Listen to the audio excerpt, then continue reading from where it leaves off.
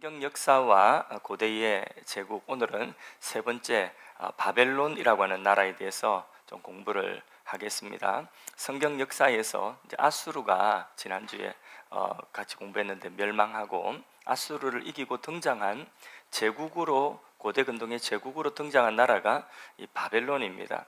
이 바벨론은 오늘날의 이라크의 옛 이름입니다. 이라크 아시죠, 그죠? 예. 파워포인트 한번 열어주시겠습니까? 바벨론은 BC 약 2000년 전부터 역사에 등장하였습니다. 그리고 고대 제국인데 저 동그라미 치는 저 부분이 바로 바벨론이 거기에 도시가 있던 그곳입니다. 저기서 이제 점점 나라가 확장되어지죠. 그 다음 넘겨보실까요?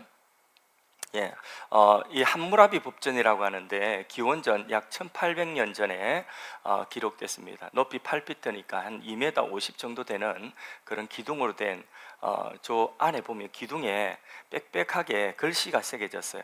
그래서 고대 문헌 가운데서 바벨론의 6번째 왕인 함무라비가 그 당시에 법전을 저렇게 바벨론 법을 갖다가 돌기둥에다가 빼곡하게 새겨놓는데 이게 인류 문화의 굉장히 큰 유산입니다. 여러분 혹시 모세오경 창세기, 성경의 첫 번째 책 창세기를 몇 년 정도 BC 몇 년 정도의 기록인 줄 아십니까? 예, BC 약 1500여 년경입니다. 1450년 그 정도인데요. 그러면 이거는 그보다 한 400년 정도 더 전에 그렇게 기록되어진 그런 겁니다. 그러니까 굉장히 오래된 그런 문헌이고, 그리고 그 속에 있는 내용은 사실 성경에 비길 바가 못 됩니다. 그러나 하여튼 이런 오래된 역사를 가진 나라다. 그리고 이 바벨론이라고 하는 성은요, 또 열어주세요. 예, 성은 저렇게 이제 상상도인데 굉장히 큰 성입니다. 성인데, 근데 사각형으로 되어져 있는 그런 성입니다. 또 넘겨주세요. 예. 예, 또 넘겨주십시오. 저거는 유적지고요. 저렇게 사각형으로 바벨론 성곽이 되어져 있는데요. 한쪽 면이 약 23km 정도, 전체 둘레가 한 70km 정도 되는 그런 이제 바벨론 성인데, 그런데 이 성이 굉장히 튼튼하게 그렇게 잘 지어져 있습니다. 성 둘레로 성 안에 들어가는 문이 한 100개 정도 되는데, 청동으로 된 그런 문이 아주 튼튼하고 웅장한 청동으로 된 문이 그렇게 한 100개 정도가 저렇게 되어져 있습니다. 또 안에 볼까요? 예. 안에 들어가면 성 안에는 아스팔트 대로와 같은 8차선 대로와 같은 대로가 쫙 닦여졌고 도시계획이 잘 정비되어져 있는 그런 엄청난 도시고 아름다운 도시입니다. 그런데 그 다음 넘겨볼까요? 예, 여기 이제 바벨론 성이 이렇게 반듯하게 되어 있다면 성 주위로 물이 풍부해가 물을 끌어다가 해자를 만들었어요. 그래서 성 주위로 저렇게 깊은 해자를 만들어 가지고 적들이 침략해 들어오면 이 물을 건너야 되는, 그래서 다리를 접어 올려 버리면 못 들어오잖아요. 그렇게 성 전체를 둘레로 저렇게 물로 해자를 만들어서 튼튼한 그런 성으로 만들었던 그런 나라입니다. 그런데 이렇게 웅장한 바벨론이 얼마만큼 많은 땅을 차지했느냐면, 마지막 지도 한번 보겠습니다. 저기에 이집트까지, 애굽이죠. 이집트까지 엄청나게 넓은 땅을 소유한, 아수르보다 더 넓은 땅을 소유한 그런 나라가 바로 바벨론 나라입니다. 근데 이제 이 바벨론 나라를 소개하는 이유가 우리 성경 역사와 관련되어져 있기 때문에 소개를 하거든요. 근데 성경에는 여러분 아시다시피 바벨론이 긍정적으로 나옵니까? 부정적으로 나옵니까? 부정적으로 나오죠, 그죠? 맨 마지막에 요한계시록에 이 세상 나라가 멸망하는 것을 무너졌도다 큰 성 바벨론이요. 그러니까 이 세상 나라를 상징하는 나라가 바로 바벨론입니다. 결국은 이 바벨론 나라는 무너진다. 예. 자, 그러면 이 성경에서, 구약 성경에서 이 바벨론이 어떤 위치를 차지하고 이스라엘 하나님 구원 역사에 어떻게 관련되어져 있는가 하는 것을 같이 보도록 하는데요. 여러분, 바벨론 하면 바벨론과 관련되어진 구약의 왕들 가운데서, 유대 왕들 가운데서 혹시 누가 제일 먼저 생각나십니까? 히스기야라고 빨리 대답하세요. 히스기야입니다. 히스기야. 예. 히스기야 왕은요, 바벨론과 굉장히 연관이 있습니다. 유다 그 히스기야 왕 때에 아수르가 쳐들어왔잖아요, 그죠? 그래서 예루살렘을 포위하는데 그 아수르가 그 당시 최고 강대국이었거든요.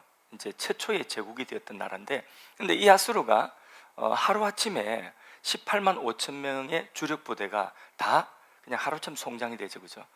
그리고 이제 아수르 왕이 도망가고 그 다음부터는 아수르가 힘을 못 씁니다. 대신에 이제 바벨론이 스멀스멀 이제 제국으로 일어나기 시작하거든요.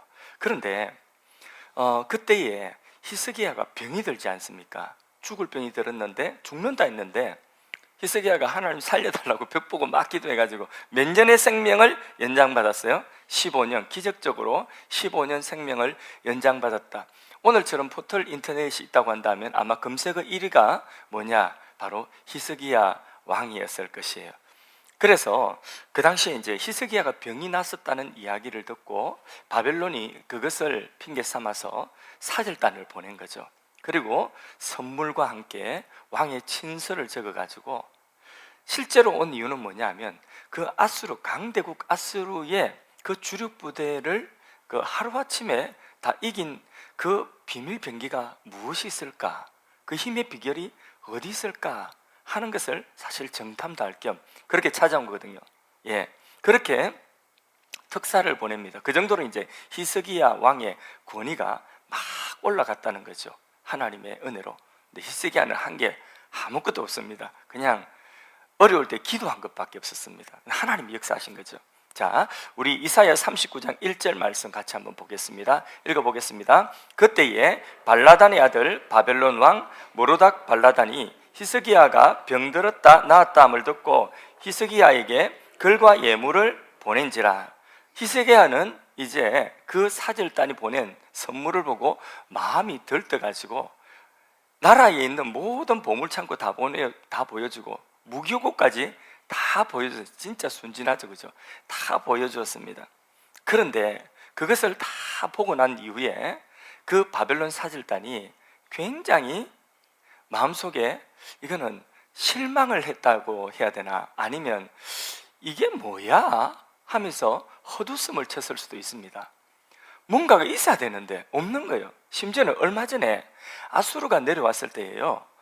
아수르에게 금 30달란트를 조공으로 바치기 위해서 히스기야 때에 그 성전에 있는 거, 궁에 있는 금이라고 하는 금은 기둥에 붙은 거 다 끌어가지고 다 끌어내가지고 그걸 갖다가 다 조공으로 다 끌어다 바치고 했으니까 그 나라에 뭐 궁궐이라든지 뭐 이 어떤 몰골이 사실은 말이 안에 드러낼 게 별로 없거든요. 그러니까 하나님을 자랑하지 않고 무기고와 창고를 자랑하였던 히스기야의 어리석음, 이사야 선지자가 책망했지 않습니까? 그죠? 예. 그래서 바벨론이 그때부터 유다를 바벨론이 얕잡아 보기 시작한 거죠. 그리고 이사야가 예언을 합니다. 히스기야가 경거망동했다고 예언하면서 어느 나라에 다 망할 것이라고 했죠. 바로 다 보여준 그 나라 바벨론에 유다가 망할 것이라고 예언을 했습니다. 그 이사야의 예언대로 이 바벨론의 유다는 멸망을 하게 되죠. 자, 여러분, 바벨론의 이 그 제국 정책은요, 어떤 정책이냐, 그걸 우리가 잠깐 좀 이해를 해야 되는데요. 바벨론의 이스라엘 나라가 멸망을 했습니다. 자, 그 이후에 히스기야 그 이후에 애굽이라고 하는 나라가 여기가 애굽이죠, 그죠? 여기가 애굽입니다.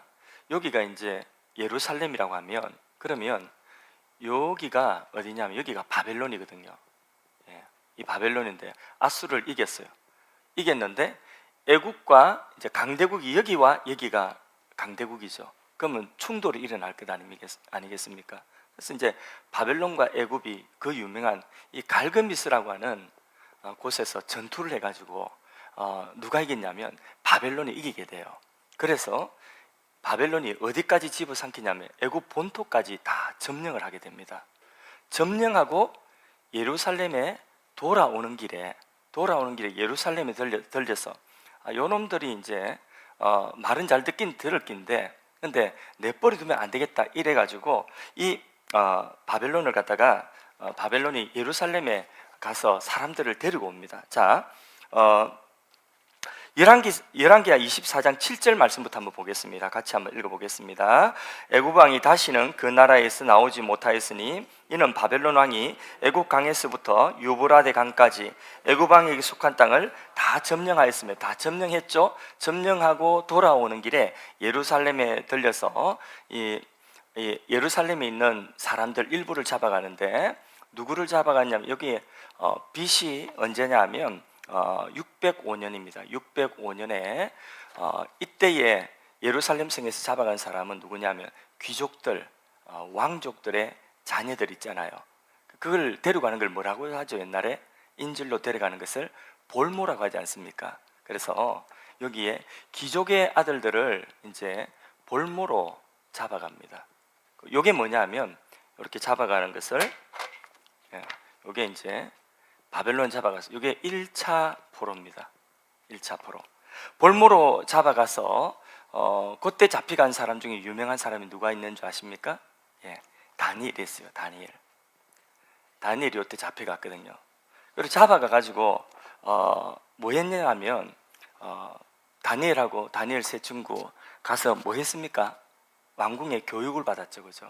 교육. 바벨론식 교육을 받게 되는 거죠. 그래서 이 사람들을 이제 그 나라의, 유다 나라의 왕족, 귀족들의 자녀들을 볼모로 잡아서 꼼짝 못하게 하고 조공 잘 바치게 만들어 놓고는, 인질로 잡아 놓고는, 얘들이 이제 앞으로 이 유다를 이제 파송해가 통치를 해야 되잖아요. 그러면 이제 얘들을 교육을 한데 바벨론식 교육을 했다는 거죠.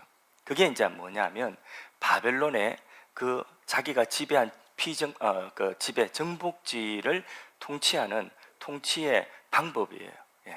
그래서 이때 잡혀간 사람들을 바로 1차 포로들이라, 이때는 귀족의 자녀들이, 청소년들, 어린 자녀들이 그렇게 붙잡혀 갔었습니다. 그 다음에 두 번째로 BC 598년에 598년에 또 이제 두 번째 여기 느부갓네살이 와서 사람들 잡아갔는데, 이때는 누구를 잡아갔냐면 엘리트, 기술자, 이런 사람들을 잡아갔어요. 그래서 이때 잡아간 요거를 뭐라고 하냐면 2차 바벨론 포로라고 하거든요. 2차 바벨론 포로라고 하는데, 이때 붙잡혀간 사람 중에 유명한 사람이 누가 있을까요? 에스겔이 있습니다. 에스겔이 붙잡혀갔는데, 이때는 왜 붙잡아갔냐면 아까 보여줬죠. 바벨론 큰 성 있잖아요. 바벨론을 세계 최고의 도시로 만들기 위해서 바벨론 도시 공사를 하는데, 그때에 기술이 있는 사람, 공부 잘하는 사람, 엘리트들을 각 그 피정복지에서 다 데리고 가는 거죠. 그래서 데리고 가서, 이거는 뭐냐면 도시를 건설하기 위해서 엘리트들을 그렇게 데리고 갔었습니다. 자, 요때에 붙잡혀간 왕도 있는데 여호야긴 왕이라고 하는 왕이 붙잡혀 갔었습니다. 역대하 36장 10절 말씀을 같이 한번 읽어보도록 하겠습니다. 그 해에 느부갓네살 왕이 사람을 보내어 여호야긴을 바벨론으로 잡아가고 여호와의 전에 귀한 그릇들도 함께 가져가고 그의 숙부 시드기야를 세워 유다와 예루살렘 왕으로 삼았더라. 이때 빼앗아간 그 그릇들을 나중에 바벨론이 멸망하기 직전에 벨사살 왕이 여기에 술 따라 먹다가 그날 가져오죠. 그날 바벨론이 망하는 날이 되었습니다. 요거 가져와가지고, 자, 이렇게 도시를 건설하기 위해서 엘리트들을 끌고 갔는데, 그때에 함께 붙잡혀간 사람이, 2차 포로 때 간 사람이 에스겔이다. 그러고 나서 이제 예루살렘이 또 말을 좀 안 듣거든요. 이 여호야긴을 데려가서 그의 삼촌 시드기야를 바벨론이 왕으로, 꼭두가시 왕으로 세웠는데, 이 시드기야가 말을 안 듣는 거예요. 그래서 느부갓네살이 와가지고 예루살렘을 완전히 다 전멸해버립니다. 그게 언제냐면 BC 586년이죠. 586년. 이때는 완전히 이제 예루살렘 성을 싹 쓸어버립니다. 그래서 예루살렘이 완전 멸망하고 유다가 이제 완전 다 이제 멸망을 하게 되는 거죠. 이때는 웬만한 사람들 다 데리고 갑니다. 그래서 쓸모없는 사람 말고 팔다리 사지 멀쩡한 사람들 다 데려갑니다.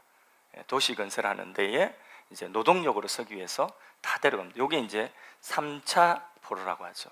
요거는 이제 전부 다 거의 다 데려가고, 쓸모없는 사람, 반역하지 못할 사람, 좀 비실비실해 보이는 사람, 저 같은 사람, 이렇게 뭐 이렇게 손재주도 없고 뭐 별 기술도 없어 보이는 이런 사람들 남겨놓고는 그 다음에 다 데려가서 이제 노동력으로 이제 사용을 하려고 하는 거죠. 이렇게 해서 유다가 예루살렘이 완전히 어느 나라에 의해서 멸망했다고요? 바벨론 나라에 의해서 완전히 멸망을 당했다 하는 것입니다. 그러니까 이 바벨론은 이스라엘 유다를 징계하는 몽둥이 역할을 했던 것이죠. 그 다음에 이제 여기 1차 포로로 붙잡혀갔던 이 다니엘과 이 바벨론, 그 부분을 우리가 좀 봐야 되는데, 다니엘이 이제 바벨론에 포로로 붙잡혀갔습니다. 그때 붙잡혀간 소년들은 왕족들, 귀족들, 그 자녀들인데 외모가 준수하고 흠이 없는, 보기에도 준수한 이런 미소년들을 다 데리고 갔거든요. 이 애들은 기본적으로 학식이 어느 정도 이제 배운 애들이에요. 그런 학식이 있는, 그리고 궁중에 어울리는 그런 예법을 아는 사람, 왕족이니까, 귀족들이니까. 그래서 기본적으로 얘들은 뭐 이런 말 정도는 할 수 있어요. 전하, 소신 바벨론, 소신 다니엘입니다. 이 정도 말은 할 수 있는 그런 사람들이었습니다. 이런 뛰어난 소년들을 데려가 가지고 뭘 시켰다고요? 바벨론식 교육을 시킨다는 거죠. 참고로 이 아수르는, 지난 시간에 배웠듯이 아수르가 나라를, 땅을 많이 점령하고 세상을 통치하는 그 정복 방식이 뭐라고 했죠? 피를 섞어버렸다고 했죠. 혼혈. 그래서 내가 누군지 모르도록 여기 사람 끌어다가 또 저기 사람 끌어다가 서로 혼혈시켜가지고, 그래서 민족적인 정체성을 잃어버려서 그래서 반역을 하지 못하도록 한 거죠. 그 대표적인 성경에 나오는 지역 사람들이 바로 북쪽 이스라엘 날 수도인 사마리아 사람들이 바로 그런 사람들이었죠. 그런데 바벨론은 피를 섞는 것을 하지 않습니다. 대신에 의식, 사상, 이 생각을 바꾸는 교육을 하는 것입니다. 꽤 괜찮은 정책이죠, 그죠? 교육을 하는 것입니다. 그래서 이 다니엘의 세 친구가 딱 붙잡혀 갔습니다. 붙잡혀 가가지고 일제 식민지 때에 우리나라 사람들 한참 식민지 진행될 때에 뭐 했습니까? 창씨개명했죠. 이름부터 바벨론식으로 다 바꿉니다. 그래서 다니엘이라고 하는 이름을 뭐라고 바꿨죠? 벨드사살이다. 다니엘의 세 친구, 하나냐 아시죠? 하나냐는 뭐라고 했죠? 사드락. 그 다음에 미사엘. 이거 다 하나님과 관련된 이름이거든요. 미사엘, 이거는 뭘로 바꾸느냐? 메삭. 그 다음에 아사랴, 이 이름은 아벤노고. 이런 식으로 전부 바벨론 신들에 충성하는 그런 이름으로 이름을, 창씨개명을 먼저 싹 해버렸습니다. 그리고 나서 이 소년들에게 뭘 주었죠? 특수 교육을 시키기 위해서, 엘리트 교육을 시키기 위해서 최고 좋은 바벨론 왕궁에서 나오는 음식을, 기름진 음식, 다 바벨론 신들에게 한번 바쳐졌던 음식이죠. 이런 음식을 먹이는 것이죠. 그런데 그때 우리 잘 알지 않습니까? 다니엘과 세 친구는 이 음식을 거부하고 뜻을 정하죠. 레위기에 어긋나는 그런 음식은 먹지 않겠다. 레위기에 먹으라고 한 음식, 또 먹지 말라고 하는 음식이 있는데, 레위기의 말씀에 먹지 말라고 한 음식은 먹지 않겠다. 이렇게 뜻을 정하고, 그리고는 그 뜻을 하나님께 기도하면서 지켜나갔던 것이죠. 그리고 대신에 열심히 공부했습니다. 열심히 공부했는데 성적이 수석, 차석 다 누가 차지했을까요? 다니엘 세 친구가 차지했어요. 그 당시에 이 왕실의, 다니엘 왕실의 이 교육은요, 지금으로 말하면 박사과정, 그 중에서도 최고 엘리트 코스라고 할 수 있습니다. 그래서 최고의 대접을 해주고 최고 좋은 옷 입혀주고, 바벨론 이렇게 좋은 나라다 이러면서 뭘 바꾸는 거죠? 생각 바꾸는 거죠. 그래가지고 너 바벨론 사람이야. 너 바벨론 사람이니까 네 나라가 네 있던 너의 민족들에 가서 네가 이 바벨론의 정신, 바벨론이 발달된 이것을 네가 그곳에 세워나가야 될 리더야, 이러면서 교육을 시킨 거거든요. 그러니까 그거 모르면 다 거기에 넘어가게 돼 있습니다. 잘 먹여주고 잘해주고. 그런데 다니엘과 이 세 친구는 그것보다도 레위기의 율법의 말씀을 더 귀하게 여기고 지켰습니다. 대신에 이 바벨론 공부를 소홀히 했을까요? 소홀히 하지 않았습니다. 바벨론 공부를 하되 최선을 다해서 1등을 하면서 자기를 지키는 것은, 자기의 정체성을 지키는 것은 무엇으로 정체성을 지켰죠? 하나님 말씀, 레위기의 말씀, 신명기의 말씀으로 자기 정체성을 지켜나갔다는 거죠. 그러던 어느 날 느부갓네살 왕이 뭘 꾸죠?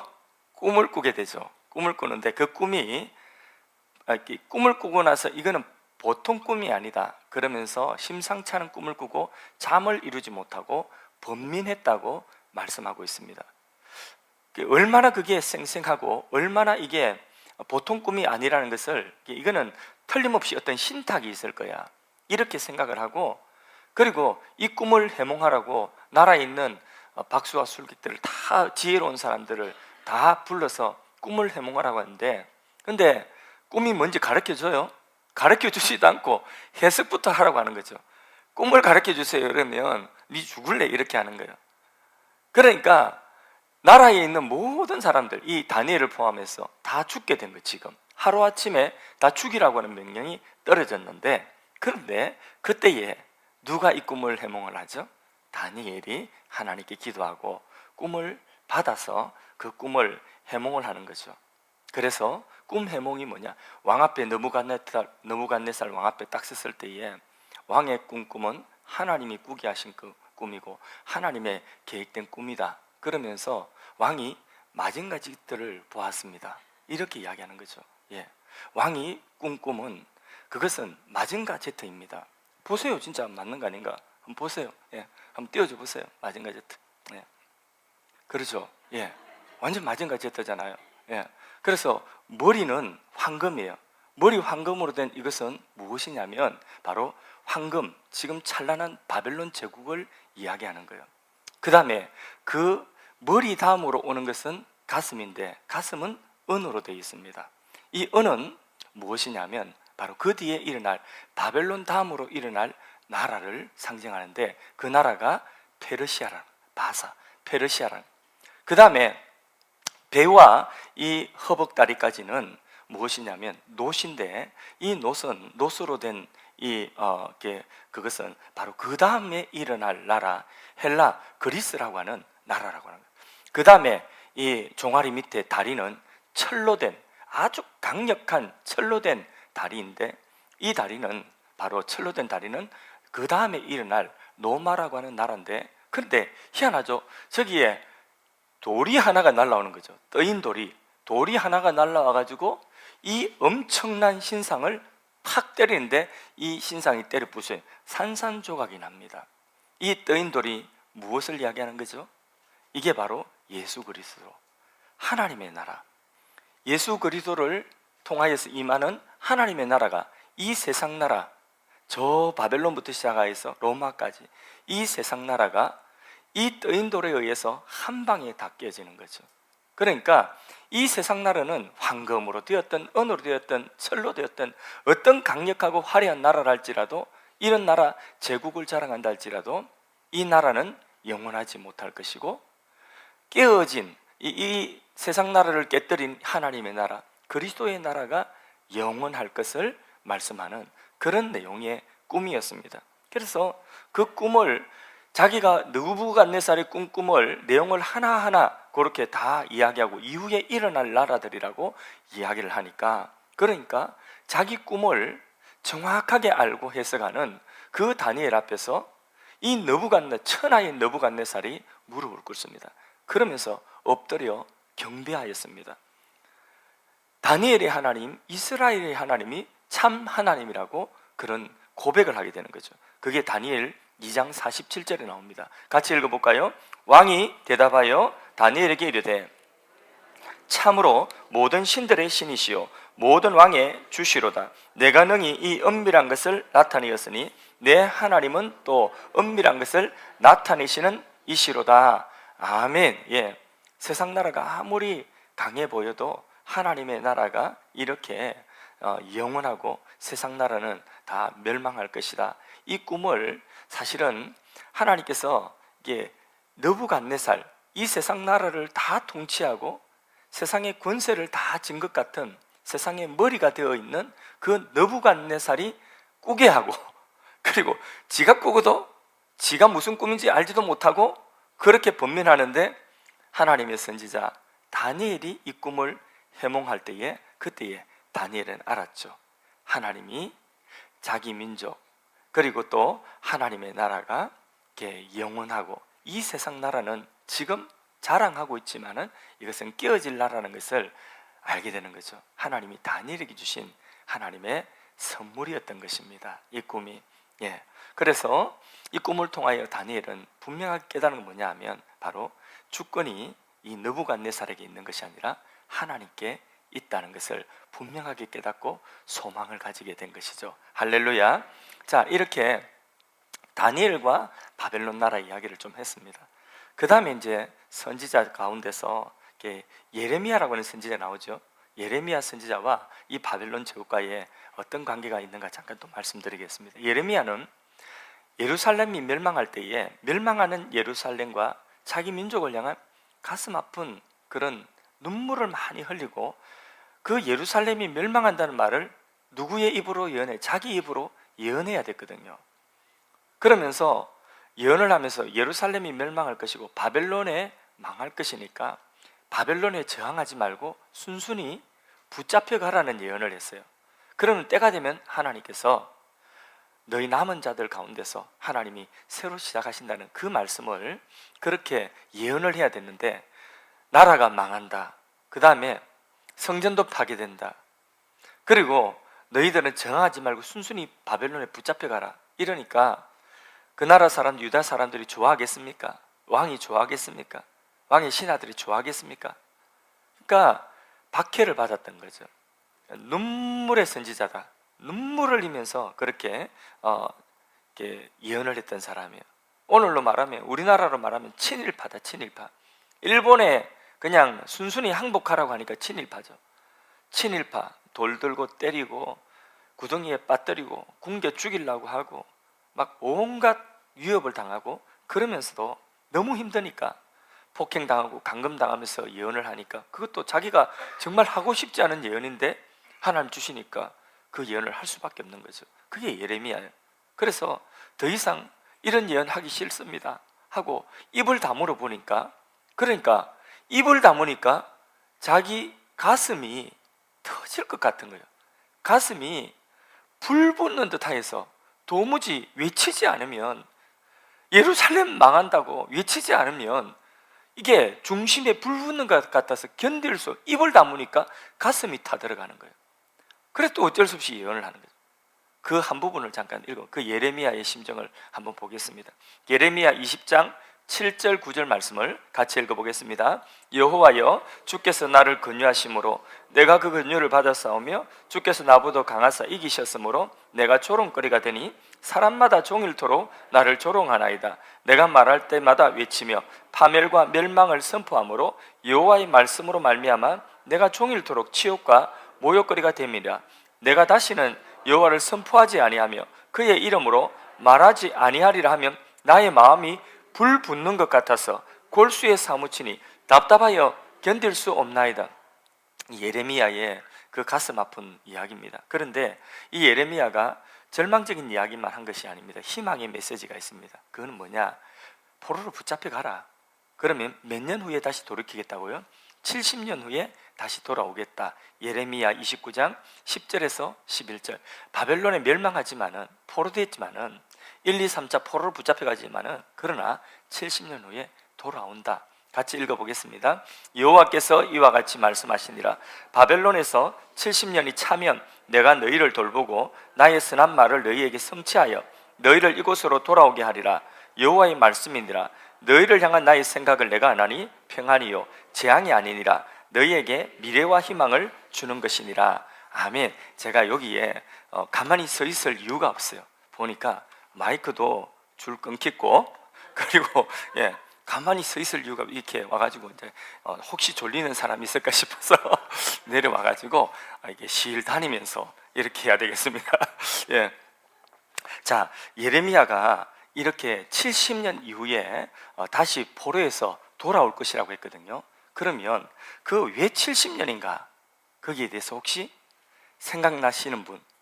제가 틀림없이 요거 몇 번이나 말씀을 드린 것 같은데, 레위기 때 맞습니다. 왜 70년이냐? 레위기 말씀대로 안식년과 또 희년을 이스라엘 백성들이 가나안 땅에 들어와서 한 번도 안 지킨 거죠. 그래서 그 연수를 정확하게 계산해 보니까 70번 어긴 거예요. 그래서 희년, 안식년에 대한 이 부분에 대해서 하나님 계산하신 것입니다. 원수의 땅에 레위기 말씀에 분명히 기록하고 있습니다. 이 안식년과 희년 지키지 않으면 원수의 땅에 너희들이 붙잡혀 갈 것이다. 그리고 너희에게 준 이 가나안 땅이 황무하게 될 것이다. 그래서 강제로 이 땅을 안식시킬 것이다. 같이 레위기 우리 지난번 했죠. 26장 34절 35절 말씀을 같이 한번 읽어보도록 하겠습니다. 읽습니다. 너희가 원수의 땅에 살 동안에 너희의 본토가 황무할 것이므로 땅이 안식을 누릴 것이라. 그때에 땅이 안식을 누리리니 너희가 그 땅에 거주하는 동안 너희가 안식할 때에 땅은 쉬지 못하였으나 그 땅이 황무할 동안에는 쉬게 하리라. 이렇게 말씀했죠. 그리고 하나님께서 그 안식년과 희년을 지키지 않은 날수를 계산해가 70년을 땅을 안식하게 하신 거죠. 그동안에 이스라엘은, 유다는 그 바벨론의 포로로 붙잡혀가가 종살이를 하게 된 거죠. 하나님의 정확한 계산, 이 부분이 그렇게 성취되었다는 것이 역대하 36장 20절 21절에 나옵니다. 같이 한번 읽어보도록 하겠습니다. 칼에서 살아남은 자를 그가 바벨론으로 사로잡아 가매 무리가 거기서 갈대아 왕과 그의 자손의 노예가 되어 바사국이 통치할 때까지 이르니라. 이에 토지가 황폐하여 땅이 안식년 누림같이 안식하여 70년을 지냈으니 여호와께서 예레미야 입으로 하신 말씀이 이루어졌더라. 아멘. 레위기의 말씀 어겨서 결국은 찾아온 결과다. 70년이 바로 거기서 나온 것이고, 이것을 예레미야가 이 사실을 편지로 써가지고 어디에 보냈냐면 바벨론의 포로를 붙잡혀 있는 다니엘에게 편지를, 그 바벨론에 붙잡혀 있는 포로들에게 편지를 보냈는데 그 가운데 다니엘이 이 예레미야의 편지를 읽은 거예요. 그래서 70년이 차면 이 바벨론에서 벗어나겠구나, 다시 돌아가겠구나 하는 것을 다니엘이 깨닫게 됩니다. 예레미야가 써준 편지를 포로 상태에서 받아보고는 그 다니엘도 그 예레미야의 그 편지를 읽고 그 70년의 의미를 깨닫게 되는 거죠. 그게 어디 나오냐면 다니엘서 9장 2절에 나옵니다. 같이 한번 읽어볼까요? 다니엘 9장 2절. 곧 그 통치 5년에 나 다니엘이 책을 통해 여호와께서 말씀으로 선지자 예레미야에게 알려주신 그 연수를 깨달았나니 곧 예루살렘의 황폐함이 70년 만에 그치리라 하신 것이니라. 이제 다니엘이 계산해 보니까 70년이 다 차가는 거예요. 얼마 안 남았다는 거죠. 그러니까 하나님의 말씀 그대로 성취가 되는 것입니다. 자, 그 바벨론은 결국은 어떤 역할을 했느냐? 유다를 향한 하나님의 말씀, 율법의 말씀을 거역하는, 하나님을 저버리고 우상 숭배했던 유다를 향한 몽둥이 역할을 했다. 하나님의 몽둥이 역할을 했으니까 이 악한 몽둥이 역할을 한 이것을 잘했다 칭찬하고 계속 내버려 두는 것이 아니라 자기 역할하고 너는 이제 됐어, 역사 속으로 사라져 하고 그 바벨론도 70년 차고 나면 끝난다 하는 그런 예언을 예레미야를 통해 다시 하게 되는 거죠. 예레미야 25장 12절 말씀을 같이 한번 읽어보겠습니다. 여호와의 말씀이니라. 예레미야 25장 12절 말씀입니다. 없어요? 제가 읽어드리겠습니다. 여호와의 말씀이니라. 70년이 끝나면 내가 내가 누가요? 하나님께서 바벨론의 왕과 그의 나라와 갈대아인의 땅을 그 제약으로 말미암아 벌하여 영원히 폐허가 되게 하리라. 무슨 말이에요? 하나님께서 그 70년 끝나면 유다 포로들이 돌아가면, 그러면 바벨론도, 그 바벨론의 왕권도, 그 나라도, 그 땅도 뭐가 될 것이라고요? 폐허가 될 것이다. 바벨론도 망할 것이다. 예레미야가 바벨론의 멸망을 이제 예언을 합니다. 그러니까 결국은 하나님의 나라 백성들은 하나님 나라를 위해서 포로로 붙잡혀 가가지고 종살이 하던 사람이라도 결국은 하나님이 그들을 돌아오게 하셔서 하나님의 나라를 이어가죠. 그런데 그렇게 힘 있는 바벨론은 결국은 자기 역할하고는 역사에 사라지게 된다는 거죠. 세상 나라는 이런 것입니다. 그래서 영원히 폐허가 되리라. 또 에스겔과 바벨론에 대한 그 내용은 시간 관계상 생략하겠습니다. 자, 이렇게 해서 바벨론이 결국은 멸망하는데, 바벨론의 멸망 맨 마지막은 이래 됩니다. 자, 이 바벨론의 제일 유명한 최고의 그 제국을 세웠던 왕이 누구라고요? 네, 다니엘과 관련되었던 느부갓네살 왕이죠. 느부갓네살 왕인데, 이 왕이 지 혼자 오랫동안 살까요? 100년을 살까요? 아니에요. 이 왕이 43년 통치하고 죽었습니다. 죽고 난 이에 느부갓네살 왕의 그 자손들이 왕이 된 것이 아니라 나보니두스라고 하는, 다 몰라도 돼요. 나보니두스라고 하는 이 사람이 왕이 되었어요.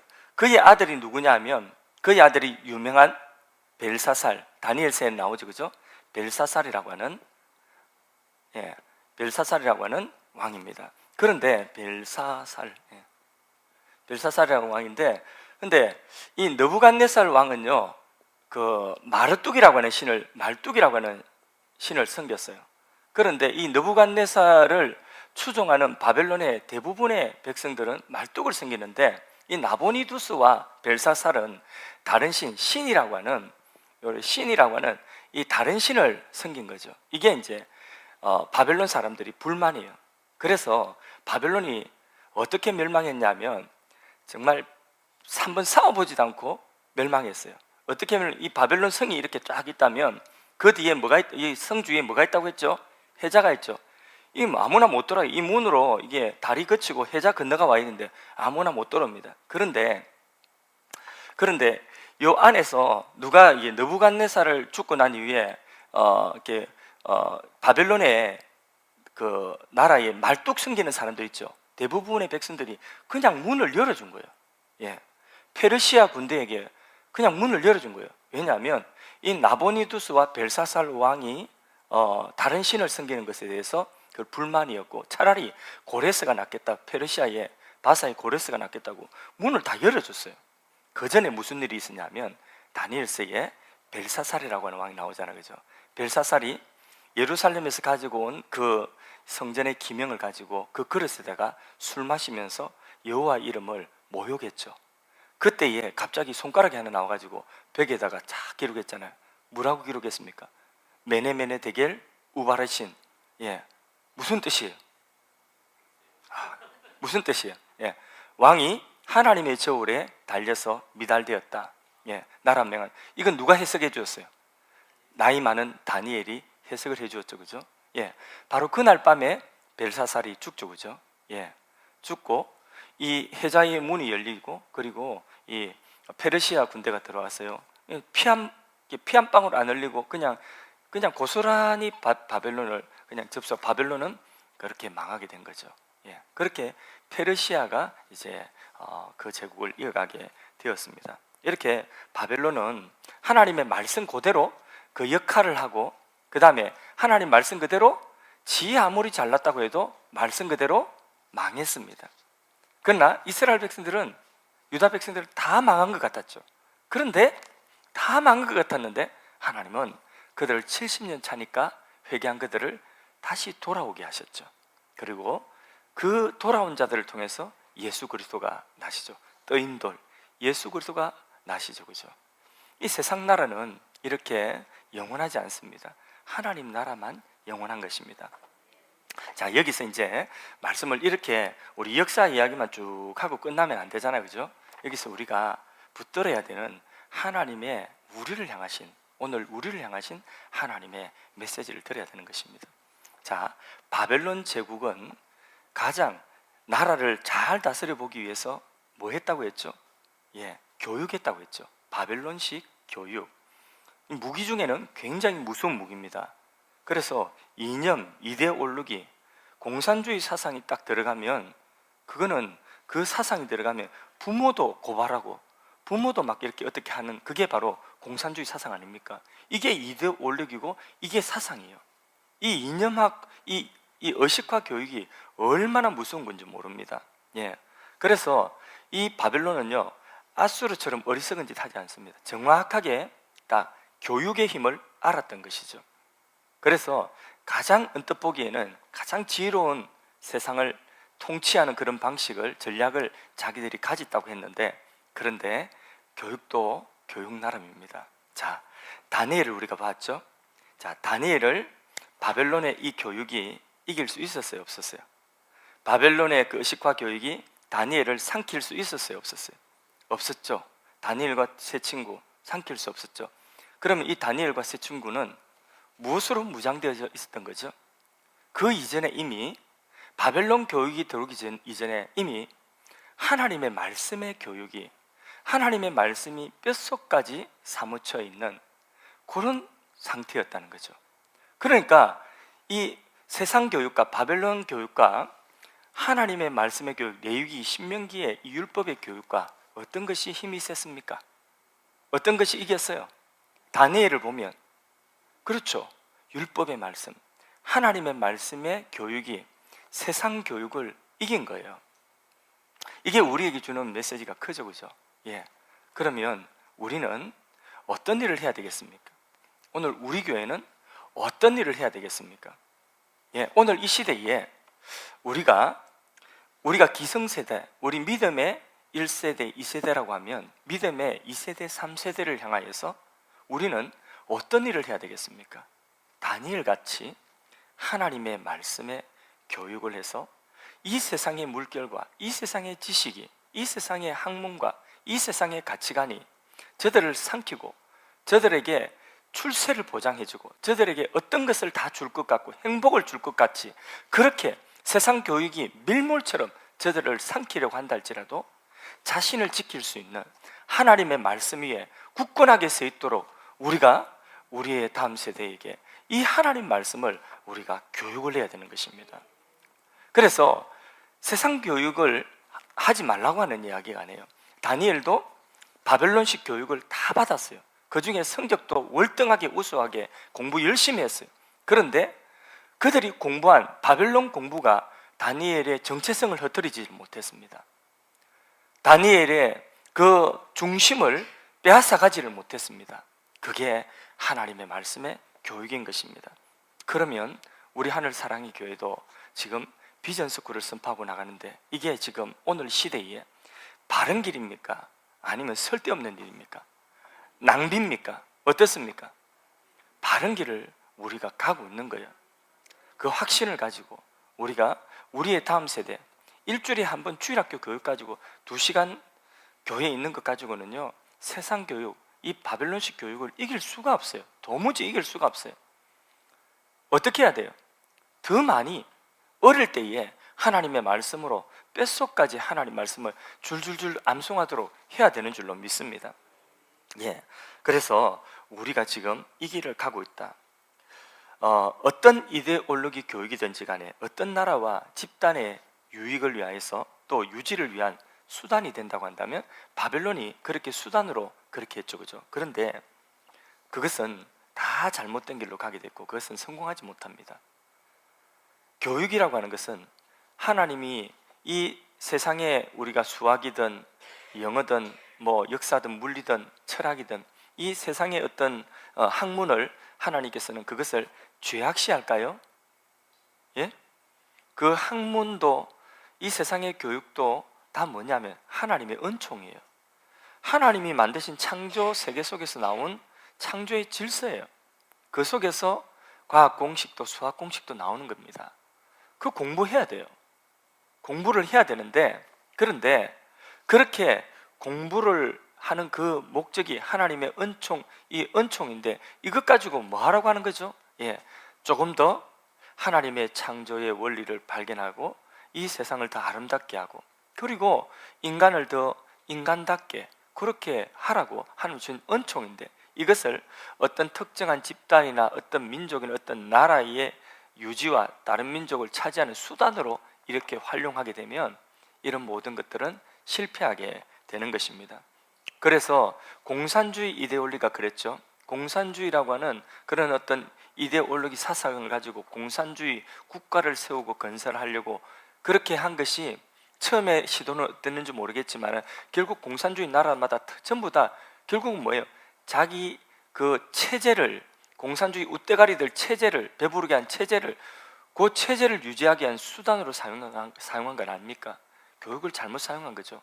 그러니까 이건 성공하지 못하는 것입니다. 북한의 김일성 주체 사상, 이것이 얼마나 강력한지 모릅니다. 그러나 이것도 결국은 하나님 주신 원래의 그 교육의 목적에서 벗어나는 거예요. 하나님을 배제하고 그 김일성 집단들, 그 평양에 있는 소수의 그 집단들의 그 정권을 유지하는 그런 수단으로 사용하는 그런 교육은요, 다 망하게 되어 있습니다. 그래서 좀 곁으로 나간 이야기지만은 우리가 오늘 이 말씀을 통하여서 모든 역사의 나라의 주권은 누구에게 있다는 거죠? 하나님께 있다. 그런데 바벨론을 통해서 우리가 배우는 것은 이 세상의 교육도 필요한 것이고 유익된 것이지만은, 그러나 이 세상에 교육이 있기 전에 먼저 하나님의 말씀에 그 분명하게 써 있어야 된다. 그래야지 그 말씀에 서서 세상의 교육을 받아서 잘 유익되게 다니엘처럼 그렇게 사용을 해야 되는 것입니다. 그래서 우리에게 이것을 교훈하고 있습니다. 우리 하늘 사랑의 교회가 하나님 말씀의 교육을 잘 하여서 말씀 위에 든든하게 서 있는 신앙과 우리 다음 세대들의 신앙이 되도록 하는 그런 교회가 되기를 간절히 소원합니다. 그 일에 헌신하고 그 일에 하나님 앞에 온전히 쓰임받기 원하는 그런 분들이 계속해서 우리 교회 안에 일어나기를 원합니다.